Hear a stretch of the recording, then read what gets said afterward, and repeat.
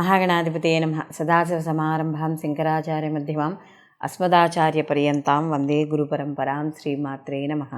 ప్రేక్షకులందరికీ స్వాగతం.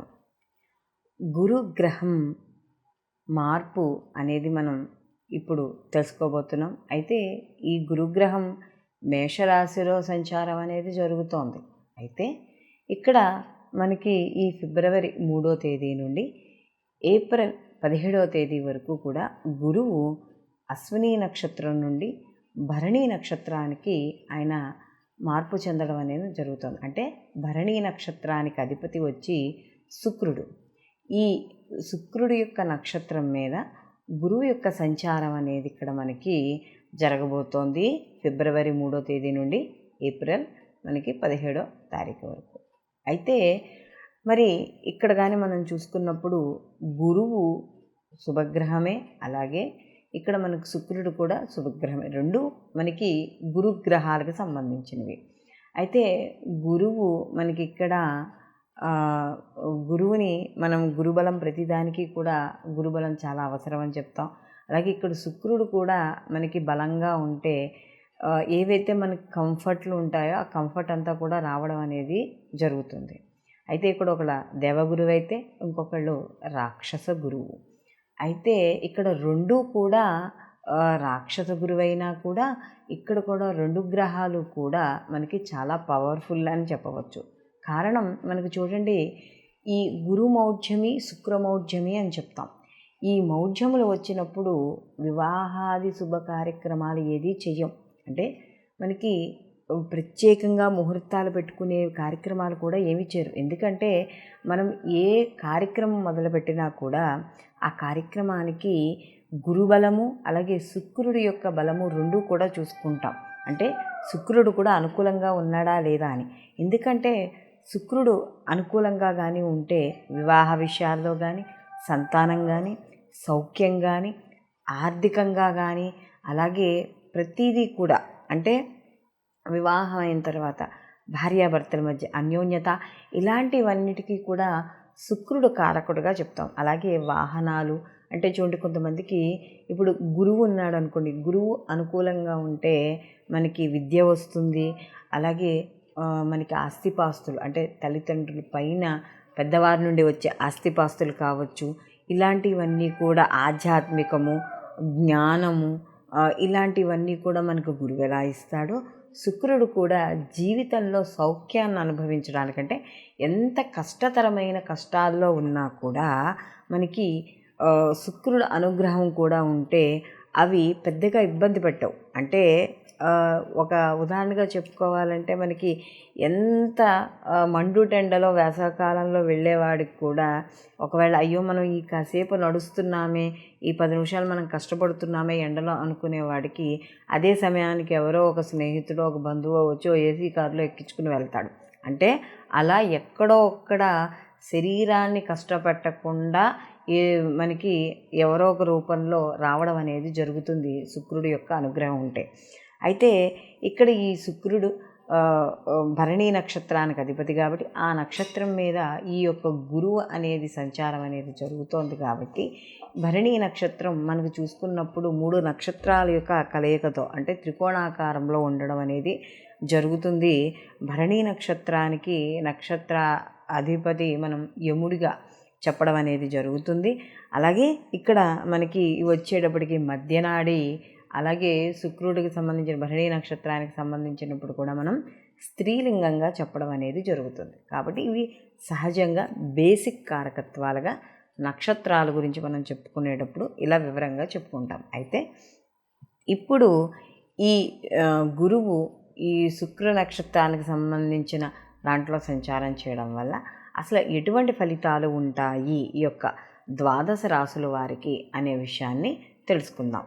మిథున రాశి వారికి కానీ చూసుకున్నప్పుడు ఈ మిథున రాశి వారికి ఈ యొక్క శుక్రుడు కానీ మనం చూస్తే భరణీ నక్షత్రం మీద అంటే ఈ శుక్ర నక్షత్రం మీద యొక్క గురువు యొక్క సంచారం అనేది జరుగుతుంది. అయితే ఇక్కడ సప్తమ దశమాధిపతి అయిన యొక్క బుధుడు లాభస్థానంలో సంచారం చేయడం, ఆ సంచారం కూడా ఇక్కడ మనకి పంచమ వ్యయాధిపతి అయిన శుక్రుడి యొక్క నక్షత్రం మీద సంచారం చేయడం అనేది జరుగుతుంది. ఎప్పుడైతే ఈ పంచమ వ్యయాధిపతి అయిన శుక్రుడి యొక్క నక్షత్రం మీద జరుగుతుందో, పంచమ స్థానం అనేటప్పటికీ ఏం చెప్తాం మనం, క్రియేటివిటీ, అలాగే మనకి కొద్దిగా హైయర్ ఎడ్యుకేషన్ కావచ్చు, ఆలోచనలు, తెలివితేటలు, అలాగే మనకి సంతానము, ఇలాంటి విషయాలన్నీ కూడా మనకి పంచమ స్థానం ఇండికేట్ చేయడం అనేది జరుగుతుంది. అలాగే ఇక్కడ మనకి వ్యయస్థానం అనేటప్పటికీ ఖర్చులు, దూర ప్రయాణాలు, మనకి హాస్పిటలైజేషను,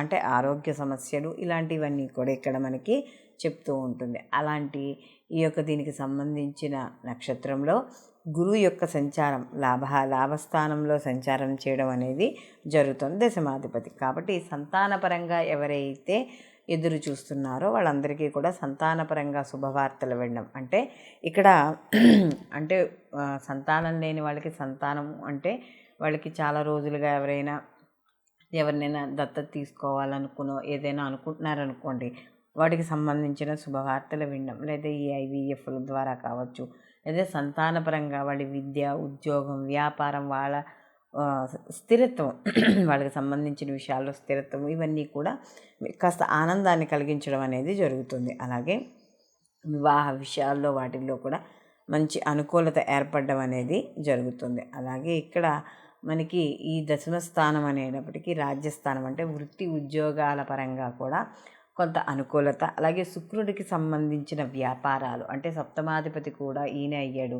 ఈ సప్తమాధిపతి అంటే ఈ యొక్క మనకి గురువు ఎవరైతే ఉన్నారో, గురువు ఈ యొక్క శుక్రుడ నక్షత్రం మీద సంచారం చేయడం కాబట్టి ఇక్కడ గురువుకి సంబంధించిన వ్యాపారాలు, అలాగే శుక్రుడికి సంబంధించిన వ్యాపారాలు ఎవరైతే చేస్తున్నారో వాళ్ళందరికీ కూడా అనుకూలంగా ఉండడం అనేది జరుగుతుంది. ముఖ్యంగా వీళ్ళకి ఆర్థికాభివృద్ధి అనుకూలంగా ఉంటుంది. సినీ, కళా, రాజకీయ రంగాలు, ముఖ్యంగా ఈ యొక్క సినీ ఇండస్ట్రీకి సంబంధించిన వాళ్ళు, లేకపోతే ఈ మోడ్రన్, లేకపోతే వీటికి సంబంధించిన ఫ్యాన్సీ, ఇలాంటి వాటికి సంబంధించిన వాళ్ళు, బొటిక్స్, ఇలాంటి వాళ్ళందరికీ వ్యాపారాలు అందరికీ కూడా అనుకూలంగా ఉండడం, దూర ప్రయాణాలు చేయడం.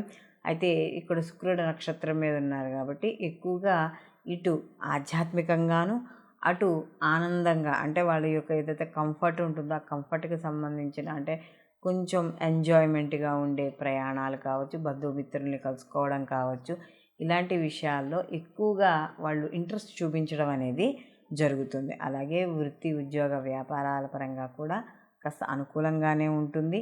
అయితే ఇక్కడ వీళ్ళకి ఈ శుక్రుడు వచ్చేటప్పటికి 12th హౌస్కి కూడా అయ్యాడు కాబట్టి ఖర్చుల నియంత్రణ అనేది ఖచ్చితంగా చూసుకోవాలి. అంటే ఎందుకంటే అనవసరంగా అప్పటికప్పుడు ఆర్భాటాలకు పోయి, లేకపోతే అప్పటికి ఏదో మన మోర్ కంఫర్ట్ అని అనుకుని చూసేసుకొని దానికోసం అధికమైన ఖర్చులు అనేవి చేయకుండా ఉండి కొద్దిగా ఖర్చులను నియంత్రణలో చేసుకుంటే మాత్రం మిథున రాశి వాళ్ళకి ఈ గురువు భరణీ నక్షత్రంలో ఈ యొక్క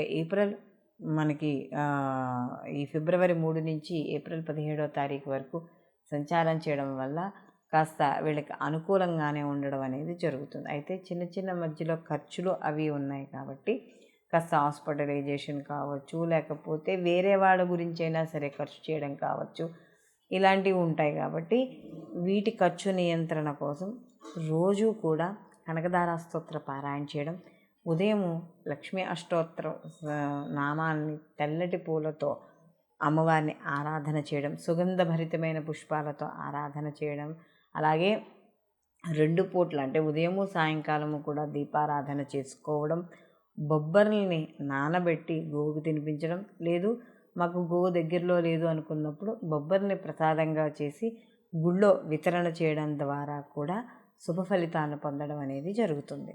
అయితే ఇప్పుడు మనం ఈ యొక్క గురువు శుక్రుడి యొక్క నక్షత్రం మీద సంచారం చేయడం వల్ల ఎటువంటి ఫలితాలు కలుగుతాయి అనేది మనం తెలుసుకున్నాం. అయితే ఇది కేవలం గోచార ప్రకారము ఆ యొక్క సమయంలో ఏదైతే నిడివి ఉందో, ఈ సమయం అంటే మనకి ఈ 72 రోజులు ఏదైతే సమయం ఉందో ఆ సమయంలో ఈయన సంచరించేటప్పుడు వచ్చే ఫలితాలు.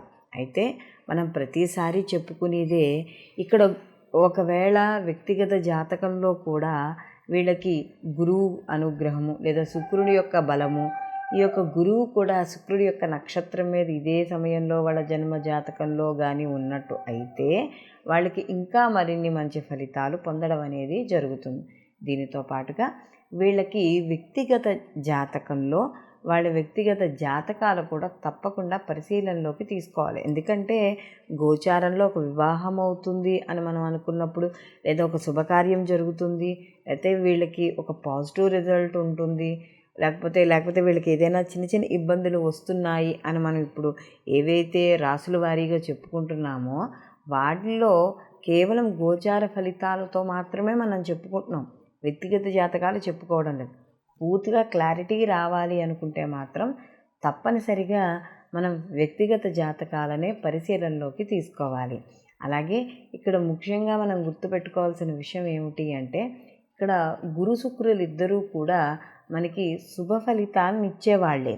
అయితే వాటి జాతకంలో, మన జన్మ జాతకంలో కావచ్చు, గోచారంలో కావచ్చు, వాటి ఉండే స్థితిని బట్టి, వీక్షణను బట్టి, అలాగే వాటికి ఏవైతే ఆ నిడివి గ్రహాల యొక్క డిగ్రీలు ఉంటాయో దాన్ని బట్టి ఫలితాలు ఆ యొక్క రాసులు వాళ్ళు, అంటే వ్యక్తిగతంగా ఏ రాశికి ఆ రాశి వాళ్ళు పొందడం అనేది ఉంటుంది అని మాత్రం తప్పనిసరిగా గుర్తుపెట్టుకోవాలి.